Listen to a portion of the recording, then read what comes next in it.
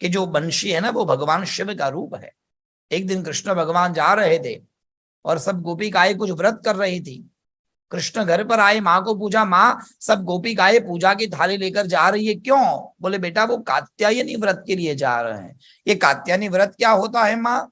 यशोदा मैया ने कहा, कन्हैया ये कात्यायनी व्रत अच्छे पति के लिए होता है, अच्छा पति मिल जाए इसलिए वो लोग व्रत करते हैं। कृष्ण ने कहा तो मुझे भी तो अच्छी पत्नी चाहिए। बोलो जय श्री कृष्ण। तो क्या मुझे भी करना होगा? ये देखिए स्त्री ही व्रत करती है, पुरुष कभी व्रत नहीं करते। क्यों? उसके पीछे भी रहस्य है। बोलो जय श्री कृष्ण। कारण ये है कि अच्छा भला बुरा पुरुषों में होता है, स्त्रियों में होता ही नहीं। वो अच्छे ही होते हैं, बहुत सारे ऑप्शन से उनको एक लेना पड़ता है। तो प्रार्थना करते हैं प्रभु इतने सारे ऑप्शन है, अच्छा ऑप्शन मुझे मिल जाए। और हम पुरुष हो तो क्या है, जो मिलेगा वो अच्छा ही होगा। बोलो जय श्री कृष्ण। खैर ये तो मजा की बात है, परंतु स्त्री व्रत इसलिए करती है क्योंकि स्त्री लक्ष्मी का रूप है और स्त्री जिस घर में जाए वो घर भी आगे बढ़े। इसलिए आध्यात्मिका की ऊर्जा को लेकर वो आती है। साहब स्त्री खाना बनाती है, वो खाने वाले के अंदर आध्यात्मिकता रहे, ऊर्जा रहे। एक स्त्री अपने पुरुष को धारण करती है अपने शरीर पर, अपने गर्भ में। वो धारण किया हुआ शरीर, वो धारण किया हुआ वीर्य, वो धारण की हुई शक्ति कहीं दुर्गति न करे समाज में। इसलिए जब दूध डालते हैं ना हम पात्र में, तो पहले पात्र को शुद्ध करते हैं। क्यों? दूध गंदा ना हो जाए। इसलिए स्त्री ये पात्र है जो एक संतान को धारण करने की शक्ति रखती है अपने आप में। इसलिए व्रत से, अनुष्ठान से ये पात्र शुद्ध होता है, इसलिए वो व्रत करते हैं। कन्हैया ने कहा, माँ मुझे भी अच्छी पत्नी चाहिए। अरे बेटा तुम्हें तो अच्छी ही मिलेगी, तुम चिंता मत ना माँ, मुझे तो व्रत करना है। अरे बेटा व्रत करना इतना सरल नहीं है, उसके लिए जंगल में जाना पड़ता है, भगवान की पूजा करनी पड़ती है, भगवान को लाना पड़ता है, भगवान को आसन पर बिठाओ, भगवान को छत्र दो, चामर दो, भोग लगाओ, आरती करो। इस बिग प्रोसेस, छोड़ो ये सब बात।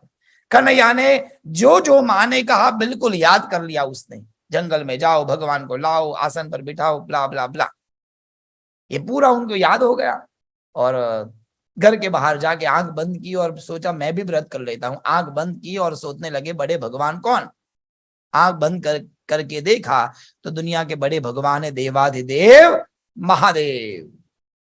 और कृष्ण को यह पता है जब से मैं जन्म लेके आया हूं तो पूरे मेरे ब्रज में हर एक देवी देवता अवतार लेकर आ चुके हैं। ब्रज में जितना भी बेल पत्ता मिट्टी कण अण अणु सब कुछ भगवान है। कोई पत्ता बन गए हैं, कोई बेल बन गए हैं, कोई गाय बन गए, कोई बच्चिया बन गए, सब कुछ बन गए। उसमें महादेव कहाँ है? तो आंख बंद करके कृष्ण ने देखा ये पूरे मेरे ब्रज 84 कोष में भगवान शिव कहाँ है। ध्यान दीजिएगा, शिव के लिए वेद का मंत्र याद आया, वंशस्तु भगवान रुद्र। जो बांस होता है ना वो भगवान रुद्र का स्वरूप होता है। दौड़ते हुए गए और इतना बड़ा बांस काट के ले आए। अब सोचिए वो जो बांस है वो बांस नहीं है, वो भगवान शिव का रूप है।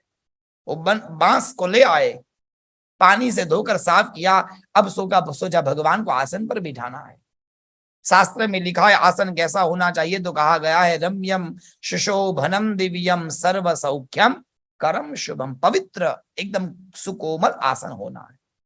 अब बाहर से आसन कहाँ ढूंढने जाए?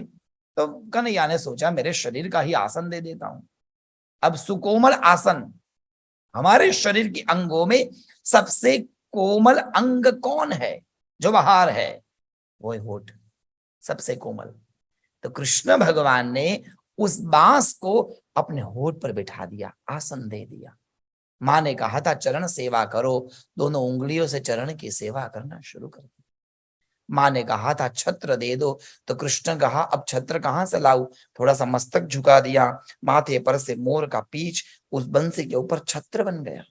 माँ ने कहा था चावल डुलाओ, कृष्ण ने मुंह हिला दिया तो कान में दोनों कुंडल वो बंसी के आसपास में सुंदर चावल बन गए और छत्र चावल की सेवा होने लगी।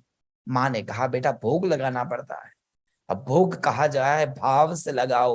कन्हैया ने अंदर से भाव प्रकट किया और जैसे ही भाव लेकर, भाव निकालकर उस बंशी के आगे के भाग में जब भाव अंदर पूरा बंसी बजने लगी। बंसी क्यों बजाई थी? पत्नी के लिए। जैसे ही बंसी बजी, राधा दौड़ती हुई आई। बोलो जय श्री कृष्ण। शिव की पूजा की, तुरंत फल की प्राप्ति। भगवान का ये जो बांस है वो बंशी भगवान शिव का रूप है। उसका प्रमाण क्या? तो कहा बंसी शब्द को उल्टा दो, बमशी उल्टा देंगे तो होगा शिवम। ये शिव का रूप है। इसलिए जब भी ठाकुर जी की सेवा करते हैं, जब ठाकुर जी शयन भी करते हैं ना, तो अपने परमात्मा के बिना सोते नहीं है। सब अलंकार, बड़ा अलंकार पधराया जाता है, निकाल देते हैं अलंकार, पर भगवान की बंसी उनकी गादी जी पर ही रहती है। अर्थात शिव और कृष्ण सदा साथ में रहते हैं। यही हमारे शास्त्र का तत्व रहस्य है। इसलिए उन दोनों में भेद करना चाहिए नहीं। बोलो कृष्ण कन्हैया लाल की। यही दोनों परमात्मा ने समानता है।